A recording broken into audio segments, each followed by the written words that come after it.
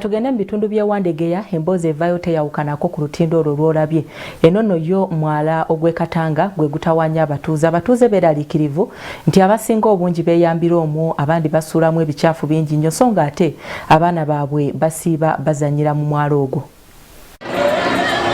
Bw'otuuka mu bitundu by'ewandegeya amaaso gaggukiza ku mwala gwa Katanga Channel abatuuze gwe balomereza okuleeta obucaafu mu kitundu kyabwe. Bano bagamba omwala guno mukyafu ddala nga n'abantu abasinga bagweyambiramu ate abandi ne basulamu ebintu ebijjama.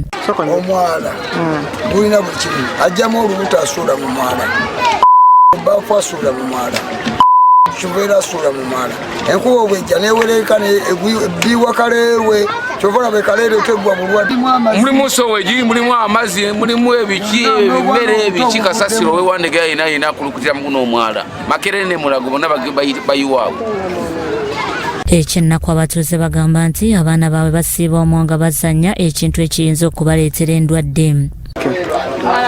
Saddala kubi lwansonga nina abaana baserengeta ne bagwa mwala ate na soweji sina mwala soweji bagwamu bazanyiramu balonda ebicupa byakulya bateeka ku mimwa. Era y'omwala omwala guno engeri gye gukosaamu suweji tulina abaana oluusi abaana baavulusi ne bajja mu mwala bane batambula ne bajja mu mwala kati ne tooyi za wano zakusasulira mu kitundu temuli tooyi nti omuntu alina tooyi oluusi abantu abamu beyambisa ne basiba mu kaveera abamu ne bateeka amabafu kati nga bw'olabye awo n'aleeta n'ayiwamu.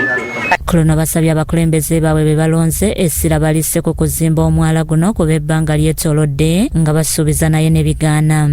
Ne bakansala be tugenda okulonda abo batukwatako nga ffe abatuuze nti kansala osobola okumugamba nti awa nawabuzeemu era tulonda abantu bennyini betusobola okugamba nti kyetwagala wagadde ensonga gye abakulembeze abajja tulwa mwala tubakulaba tugibayimba tuyambe bakole gino emyala tuli bubi nnyo emyala mifu amazzi tegatambula ziri mu kazambi mufunda. Bano ne KCC ebagitwaliddemu nti terina kyebayambye ku mbeera gye bayitamu enembi.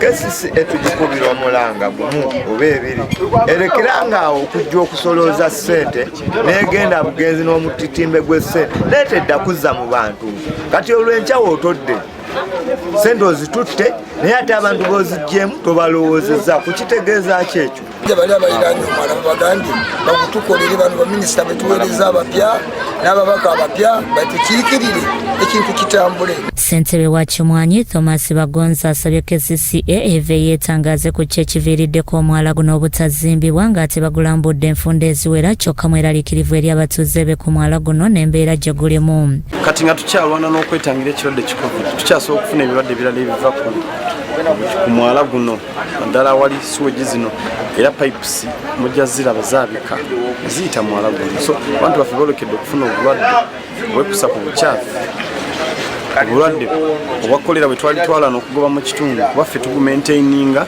naye muzibu olw'okuba si muzimbe tetumanyi oba ssente zaazo zaalibwa aba KCCA era ekyo kitwagala kati okumanya n'okukakasa kuba baazire batugambe tetunonye emmini z'endala. Bikusakiddwa Sali Hakim, Crossroads TV, Omunyo.